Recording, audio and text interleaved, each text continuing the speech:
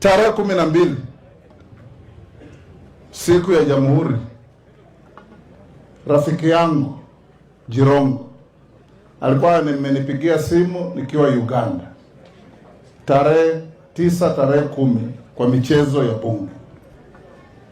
Kumaliza Jamhuri nikampigia nikamwambia, Cyrus, ulikuwa unanitafuta, kuja tuongee.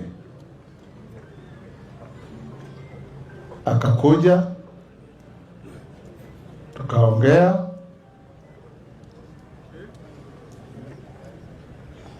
akaniambia mwaka huu ukianza mama yako alikufa, na mnajua mama yangu Ann na Bahwana alikufa. Akasema, ndugu yangu, nilikuja huko lakini watu walikuwa wengi zaidi, sikuweza hata kukufikia. Na sasa umepoteza ndugu yako mkubwa Mwalimu, na yeye pia ni rafiki yangu.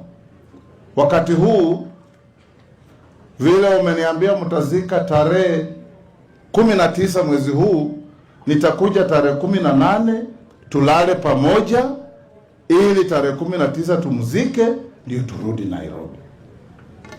Tukaketi pamoja kutoka saa 2 jioni, na mbaluya mwingine anaitwa Redman Malala na generali mwingine anaitwa Jeno Tuwei wa Athletics Kenya. Kutoka saa 2:30 ilipofika saa 3 tulikuwa tumepoteza mbunge moja kutoka Mazeras,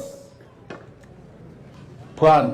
Nikamwambia Cyrus, mimi kesho naenda Mazeras. Nimemwambia mbunge wenu Nabii, kuja unisindikize tuende kuzika mbunge huyu anaitwa Dena. Saa 3:30 mimi nakawacha.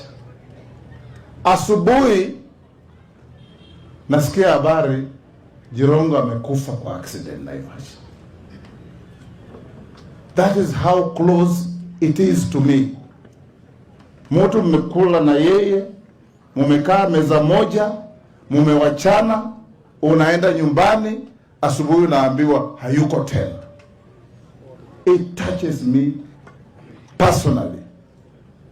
Ndio nikiwa hapa sitaki makofi wala kucheka. Niko na huzuni kubwa because Cyrus has touched my life before.